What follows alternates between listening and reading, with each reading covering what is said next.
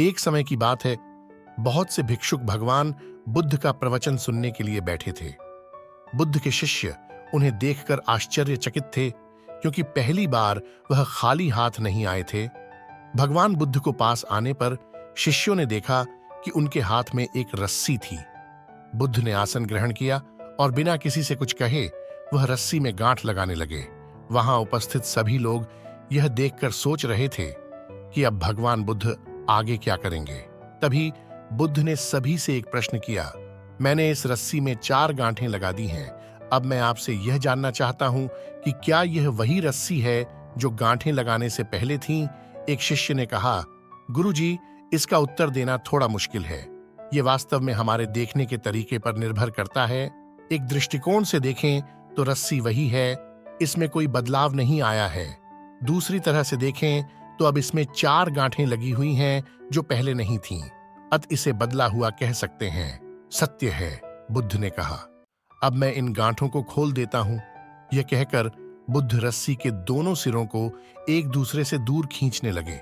उन्होंने पूछा, तुम्हें क्या लगता है, इस प्रकार इन्हें खींचने से क्या मैं इन गांठों को खोल सकता हूं? नहीं नहीं, ऐसा करने से तो ये गांठें तो और भी कस जाएंगी और तथा खोलना और भी मुश्किल हो जाएगा। एक शिष्य ने शीघ्रता से उत्तर दिया। बुद्ध ने कहा, ठीक है, अब आखिरी प्रश्न का उत्तर दो। इन गांठों को खोलने के लिए हमें क्या करना होगा?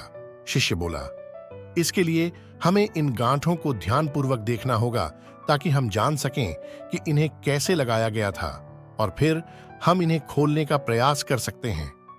बुद्ध बोले, मैं यही सुनना चाहता था। मूल प्रश्न यही है कि जिस समस्या में तुम फंसे हो, वास्तव में उसका कारण क्या है? बिना कारण जाने निवारण असंभव है। मैं देखता हूं कि अधिकतर लोग बिना कारण जाने ही निवारण करना चाहते हैं। कोई मुझसे यह नहीं पूछता कि मुझे क्रोध क्यों आता है। लोग पूछते हैं कि मैं अपने क्रोध का अंत कैसे करूं। कोई यह प्रश्न नहीं करता कि मेरे अंदर अहंकार का बीज कहां से आया। लोग पूछते हैं कि मैं अपना अहंकार कैसे खत्म करूं। यह सुनते ही शिष्य संतुष्ट हो गए। मनुष्य अपनी परेशानी का कारण खुद ही होता है और वह दूसरों को बताते हैं। आपको हमारी कहानी अच्छी लगी हो तो अपने दोस्तों के साथ शेयर करना बिल्कुल ना भूले। उम्मीद करते हैं आपको हमारी कहानी से कुछ सीखने को जरूर मिला होगा। आपको हमारी कहानी कैसी लगी? कमेंट बॉक्स में यह बताइए।